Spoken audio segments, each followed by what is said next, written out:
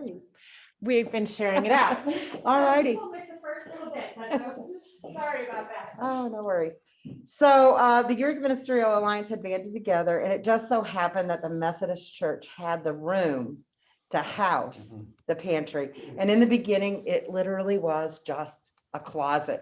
It was a long, narrow closet, and the food and the things that were collected in November kind of were parceled out and lasted pretty much through the year to help people who were in need. Through the years, we have grown and changed things a little bit.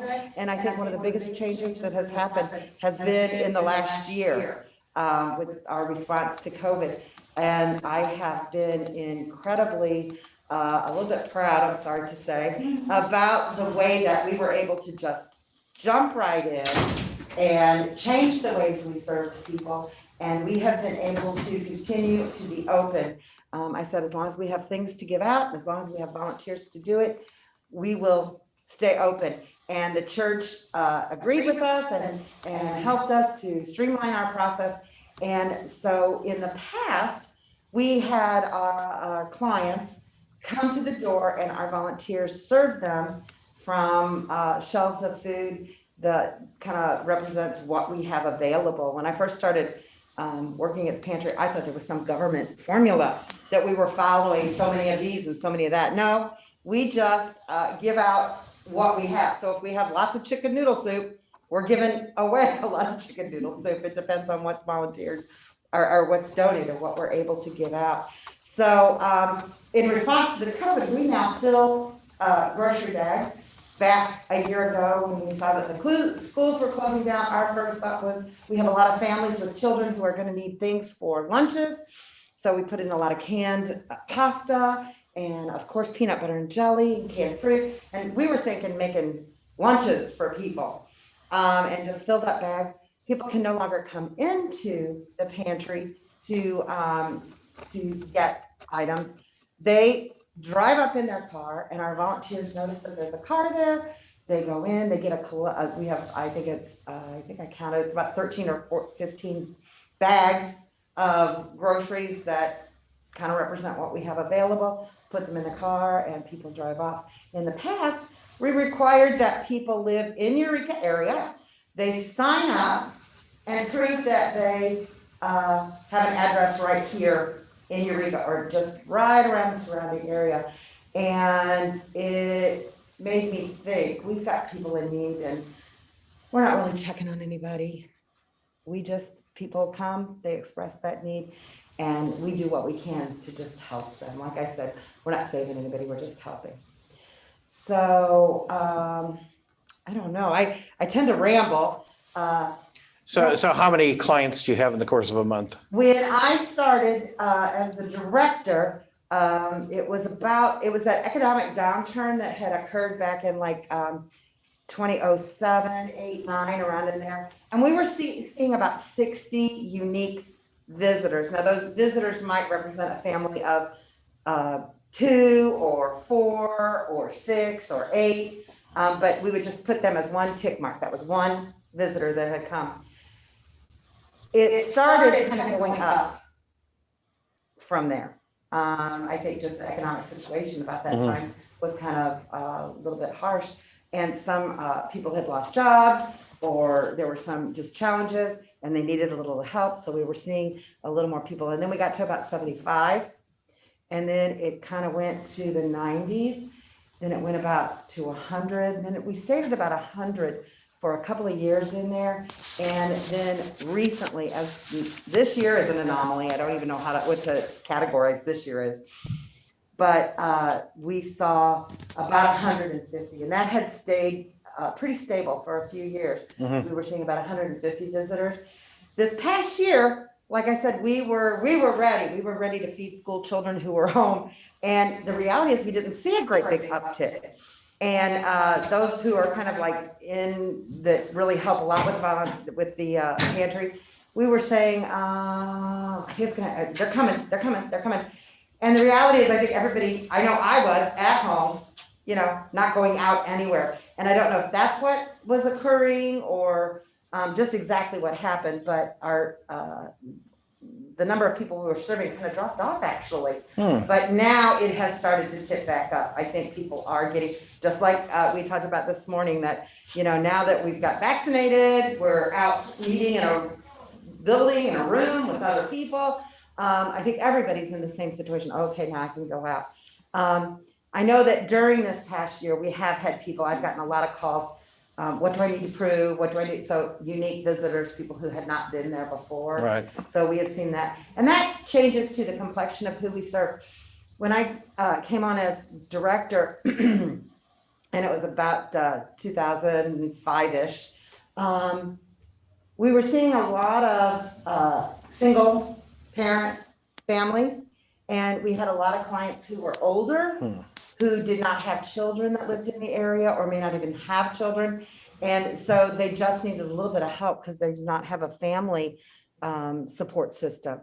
That changed back in that time when economics got really hard and people didn't have jobs. And what we actually saw were a lot of moms just left. And so dad, who's got one or maybe even two jobs, trying to take care of 2 or 3 kids, was coming to get a little bit of help. So the complexion, and we used to be able to chart that because we would ask people to sign in. We no longer, because honestly, it doesn't matter to me, and anyone I've talked to is on board, and it doesn't really matter why somebody has come. They just need some help, and thankfully our community has just stepped up and given us the ability to be 100% volunteer run and 100% donation driven. So I tell people, I'll write a thank you note, and I really am appreciative, and the community is appreciative. But the reality is, like, if you get a note, then my husband probably paid for the stamp that went on it, because we just whatever we get in, we send right back out into the hands of people who've expressed a need. Yeah. Can they only come once a month? We, in the past, yes, we required that they sign in, and it was just to keep people a little bit honest.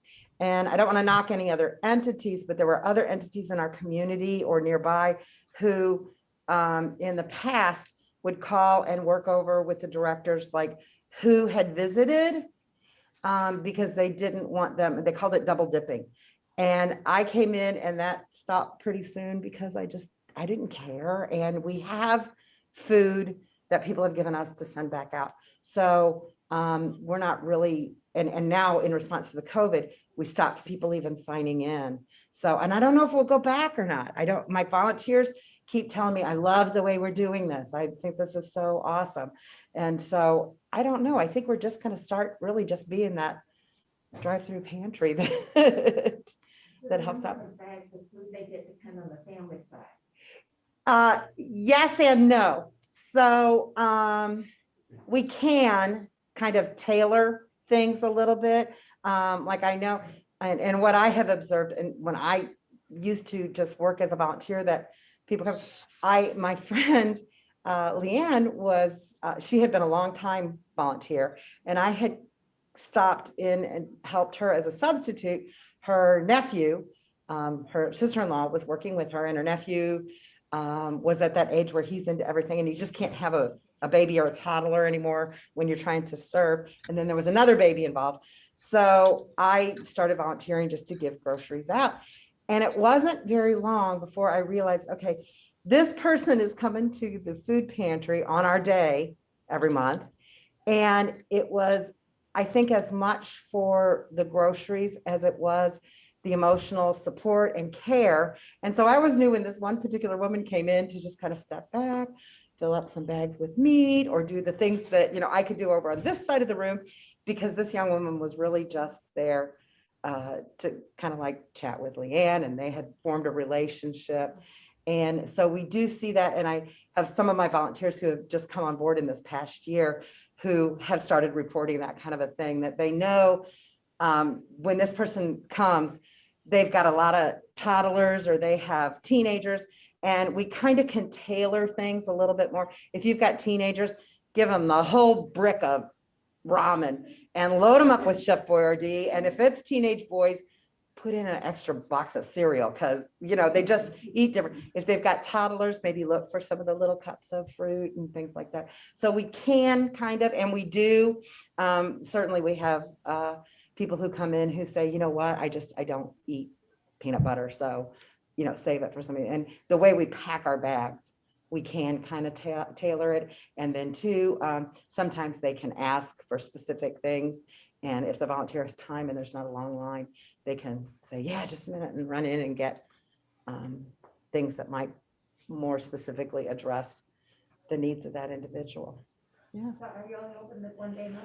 We are open on Tuesday and Thursday mornings from 9 to 11:30. And we are open on Wednesday evenings from 6 to 8. I'm not a micromanager. I just plug people in and step back and let them do their job. So that Wednesday, I had tried to, that same pastor who had impacted me and said, you had me at I need, he wanted to maybe try doing an evening distribution. And it literally took me about 3 years because in a month, there's basically 4, sometimes 5 of that day, Tuesday or Thursday, first, second, third, fourth, and we want to do an evening distribution. We had only been doing that Tuesday and Thursday. And so we looked at maybe Wednesday, but I need to have enough volunteers to staff it. And then I need to have a little bit in reserve who say, oh yeah, I can be there on a Wednesday night. And I worked on it, and I would just about get to the point where I was ready to be able to open it up. And then somebody would have to drop out. So there was another church in the community who said, hey, we want to help. What can we do?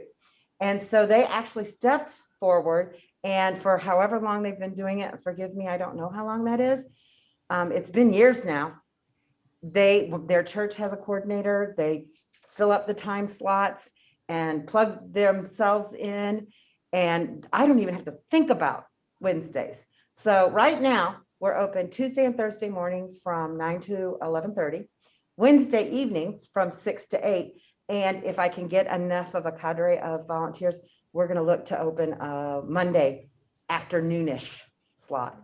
I'll have to work for the volunteers and then maybe poll, and we'll have to kind of think about how that might work so that, maybe it's 3 to 5, or maybe it's 4 to 6. Or, what would work? Would it just be as good to just go to that 6 to 8? But we kind of wanted to open it up maybe a little bit more earlier in the afternoon, but to kind of fit people who are coming home or in between or something like that. But right now, Tuesday, Thursday mornings and Wednesday evenings. So, hi. Sorry, Susie and Jones. Oh, So Abby and I spent 3 hours there yesterday. wow. With the Girl Scouts. With Girl Scouts, boxing up everything that was coming in from April showers. Uh-huh. Loading up the shelves. Yeah. With all these boxes. Yeah. Of personal care items. Yeah. How long do those typically last? Oh, okay, great. We've done that for years. With Yeah. Girl Scouts, and just didn't know how long those items actually. Yeah, that's great. So in the past, and things are different, we're serving different, we have a different number and all of that. The pantry was located in kind of a really big closet. And when the Boy Scout food would come in November, it would completely fill the pantry, just completely fill us, stock our shelves. And that's what we gave out. And it would last about 6-7 months. Midsummer, we'd be saying, okay, now what are we going to do? And by October, we were thankful for the Baptist church had the reality house, and they would always get us through that last couple of weeks until Thanksgiving, when the Boy Scout or late November, when the Boy Scout canned food drive. So the canned food drive would last us about 6-7 months. The Girl Scouts would do their collection in April, which was awesome because it's kind of like that tipping point. We had a whole bunch of groceries, we're getting rid of the groceries, and then the Girl Scouts would come and fill up those blank spots with the April showers items. So there's kind of like this balance all the time. And so, yeah, so depending on what we got, and I talked with the volunteer who coordinated that yesterday, it looks like we got a really good donation of some very necessary and practical items. And so I have not taken a look at it. And so until I do, I can't really, so we'll probably run out of toilet paper. Yeah. So, and so there's some things I know eventually we'll probably run out. We tend not to buy personal care items because really my concentration, we do food. And there's other avenues. Sometimes I could get donations. I could specifically say we need this or that. And I kind of, in my brain, sometimes fight and wrestle with that because of the things you can get with food stamps and the things that you can't.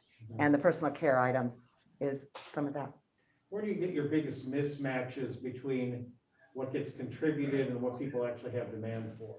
Because So, I found in ours that we end up with a lot of some items that are not in high demand. Right. And when we get other things in, they're gone instantly. I just had this conversation yesterday with one of my volunteers. Just about every person who volunteers in the pantry says, black beans, I love black beans. We can't get that. Our clients just don't want black beans. And the other one is garbanzo beans. I just can't, I actually put cases of them out and say, take what you wish, you take what you'll use. So, I mean, and that we just laugh. We get significant donations of green beans and corn, especially green beans. And that's great. But if you're going to donate 3 cans of green beans, I would rather you donated 1 can of peaches or pears. A lot of our older clients really appreciate, or the ones that have young children, they really appreciate the canned fruit.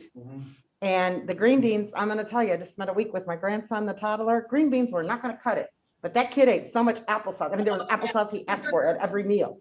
So, and snacks too. So that's kind of like, there's that green beans, I guess, is kind of a safe, but we just get so much. So I say to people, I'd rather have 1 can of fruit as opposed to 3 of green beans. And I think sometimes those are cost ideas. People don't donate jelly. It's a little more expensive than green beans and corn. So, and we're fortunate, we're not really a food bank. We don't have forklifts or big trucks or anything like that. We have Katie Jones carrying boxes. So we are able to take things that are in glass jars and things like that. So spaghetti sauce is a great thing because you can open it up and put it on the noodles, and it's and dry noodles too, but especially spaghetti sauce, jelly are the things that we need, canned fruit. I tell people, think when you open the can, if it's a hearty meal in a can. So there's that product, and it doesn't have to be name brand, but Dinty Moore stew or Subi chicken and dumplings. Our clients love those things. Open this can and warm it up, and you've got a meal that'll kind of stick to ribs. I recently read, somebody had posted, and then they sent it to me, and it was funny because they went through, and I think there were 20 items on their list of what not to donate to a food pantry. I'm like, no, because macaroni and cheese, our clients, you know, we really, macaroni and cheese we need in the box. You just open it up, and yes, you do need milk or butter, but still, even if you don't have that, it's still, or you can add it with other things, or hamburger helper meals or tuna helper meals, because open it up. And we do give out canned meat, and we do have some, we're able through cash donations, when we get cash donations, we use that money to buy meat, and we have a freezer at our disposal, and we're able to give out meat. Katie, what? So can you take any like fresh fruit or anything, or those all to be canned? We do. It doesn't typically cause a problem through the winter months because we're able to get it out right away, and it's not as it's not donated as much during the winter months. But in the summer months, when people have community gardens or gardens, they ask about that. And yes, but because we're only open that Tuesday through Thursday window, we ask when somebody talks about their community garden or something like that, I say, that's great, but can you get it there like Tuesday morning before we open, and then have somebody that's going to come on Thursday and take it and dispose of what hasn't been given out, because a tomato on the table from Tuesday to the next Tuesday is we're gonna have fruit flies. Hi. I have run into that problem many times. The parish had two beds in the Wildwood Community Garden. Uh-huh. And we would bring food there and run into the place. And anyway, I asked if they had a refrigerator and they said, no, we just have this freezer.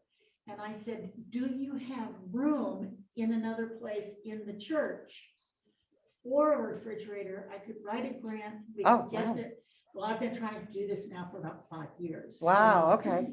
I mean, not trying to add, I just want to know Uh-huh. if there's space. Now there is, yeah. We just moved from our little large closet to a big like storage area.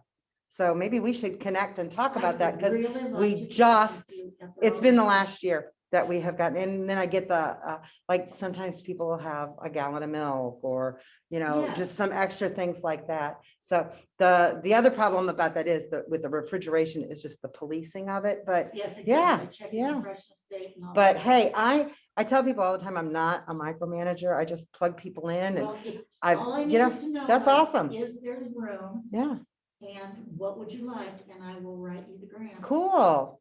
Yeah, we'll talk. In November, We'll talk. the Diocesan Task Force on Hunger, Nice. always interested in helping them.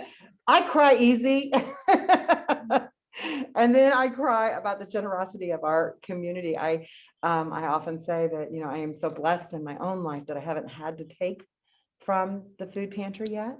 It might happen, but that our community steps up and just fills the need. I That just is am exactly what astounded we do. by how our community just steps forward. And every once in a while, I have a friend, he has since moved out of the community, but he said, well, I'll start donating when I can see who it's going to. And I'm like, you know what? Find somewhere else. You know what? That was one of the best parts for me of bringing in the harvests. Is that, and we did this once with school supplies as well.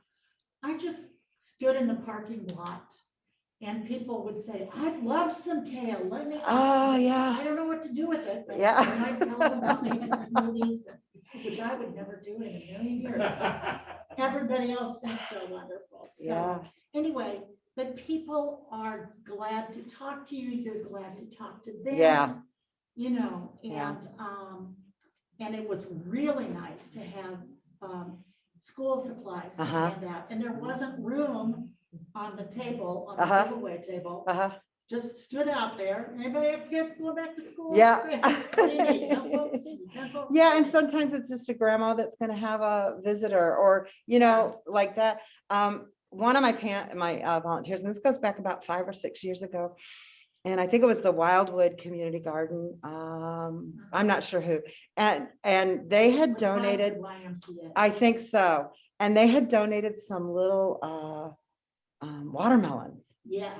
And one of my volunteers told me the story about mom, you know, being in line with the kids.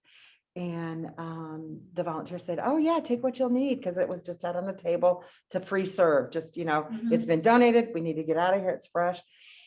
And the little, I think it was a little girl, was looking at this and looking at this. And then the volunteer said, well, do you want that? Would you like to take that watermelon? Can I? And just being overwhelmed by something so simple And so as, personal. oh, and It just, was a little know, one. I'm yeah. right there. oh my goodness. So yeah, that story kind of, like I said, I could get teary. Because we're just a local entity, we don't have to keep records or report to the government or show statistics or verify anything. I don't have the time or energy. And every once in a while I get asked, well, what if you had a building? Well, if we had a building, then we'd have overhead and then we'd have bills and it would change the complexion of what we do. So I really like what we do. And what I'm hearing from our volunteers, they're loving it. But I think back to when we were on that little closet on the far end of the fellowship hall, and a woman came in, and you can tell when somebody has put on their best dress, their best heels, And she had a sheaf of papers. You know how you carry that folder under your arm when got that, that folder of papers. And she started walking across the fellowship hall floor. And it was kind of a long walk from the entrance door to the pantry door. And I could just watch her shoulders sag a little bit more with each step that she took. And she said, I need some help. I've been living in my car and I have my 13-year-old daughter with me. And she pulled out her sheaf of papers and she opened it up. We had a little table there. She opened it up and she says, so I have, and she's got all these papers. And what we realized is she's ready to jump through all those hoops, to check all those boxes, to verify her need. And we said, oh, no, you're good. We'll give you food right now today. Come on over here. And she started crying because it was the easy button. It was just here. This has been given to us for people who need it. So here, we can help you. I have so many stories like that people are so appreciative. And because of what we are and how we operate, people don't have to verify any of that stuff. They can just come because they have a need. I don't know if this has changed, but a little while ago I was in and the Arnold Food Pantry had a place online where you could donate. I did not see one for Eureka. Yeah, I And actually, those are tricky to set up. yeah. I have a Girl Scout who worked with us 2 years ago, and she actually set up a Facebook page. And as soon as she gets time off from school, this past year has been very difficult. We're going to get that set up through the pantry right now. I believe there is a way to donate online through the church, but we just don't even have like communication or there is no easy button yet for that. I didn't see Yeah, an easy yeah, button. there isn't. We're working on it. I think that, would be Yeah. a nuisance, but worth the Yeah. effort to Yeah. get into that. Exactly, yeah. So it's partially in place, like we have a Facebook page, but I can't access it. So we're working on that. Who are the people that donate? I mean, is it mostly big groups? Or is it So individuals? the big things that really carry us through the year are the Boy Scout canned food drive. And the other one is the Eureka High School canned food drive. Now they've always done that in November. And back when my daughter was in high school and she worked with student council, and she went to the director of the student council, the sponsor, a couple of times and said, this is competing with the Boy Scouts, because what we saw, and we do keep, the Boy Scouts have their records that they're keeping because, whatever. And what we saw was as the high school canned food drive went up, the Boy Scout canned food collection went down because people are all in Eureka and they're just going to allocate their resources. But the Boy Scout drive is really what drives the pantry. And so that high school collection, it's awesome, but we don't get all of it. Now we did this year, but it was an anomaly. It's COVID and they did not get that much themselves.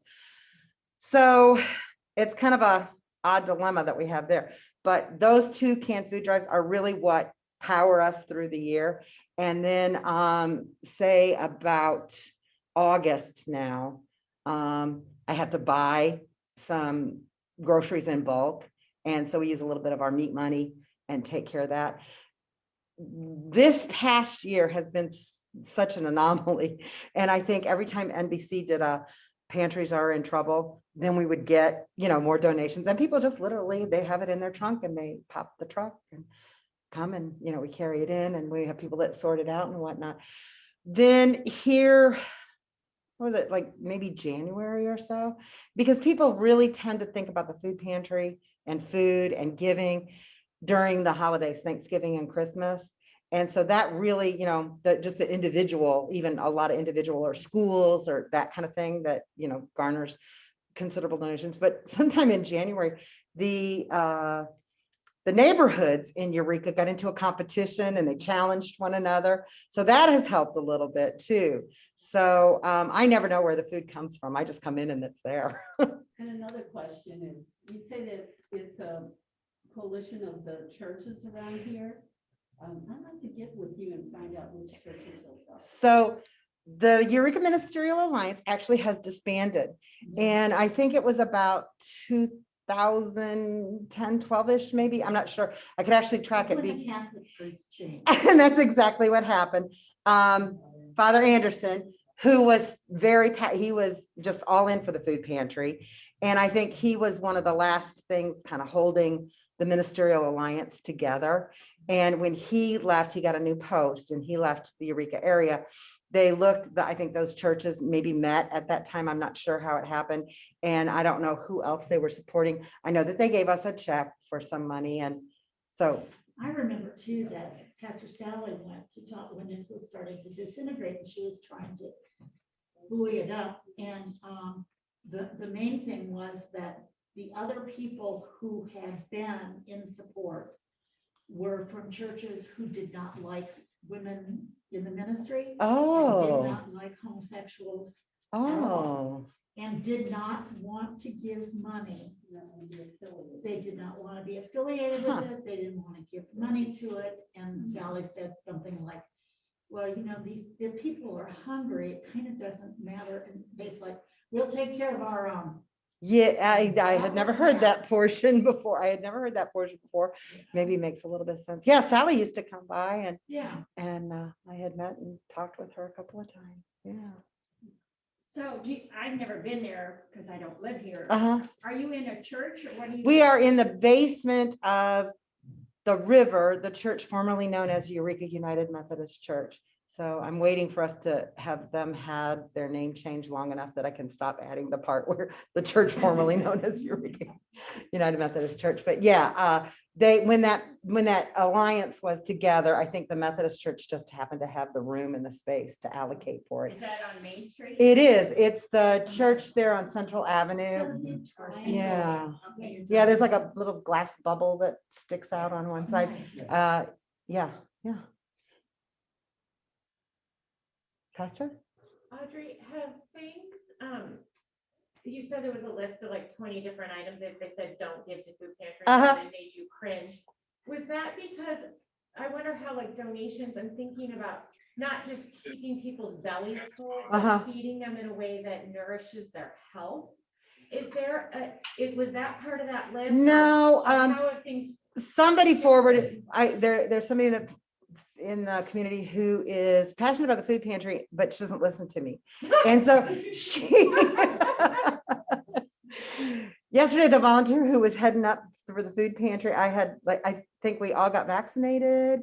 And then everybody decided to schedule my life away from home. And I had 5 places to be yesterday. And so knowing that I had somebody who could take care of the food pantry portion, and she's been with us for a year now and kind of has finally figured out how things go. Because in the beginning, she was I was like, well, no, we can't just plug that full of whatever, because I know I've got a school doing a donation. If you fill up the cereal area with toilet paper, because that's what it's like, it's not going to work. Leave the cereal, because when we get cereal, I got to have a place to put it. So, just those logistics kind of things. So the list that this woman who doesn't even live in the Eureka community, I'm not sure how that works, but anyway, she forwarded this list to me because I think she wanted me to put that out on the neighbor thing. It's like, oh, and I emailed her back and I said, well, this is a great list and it might work for whoever I don't know this volunteer. I've never seen his name. I said, but for whatever population they're serving, I can tell you that this is what we need.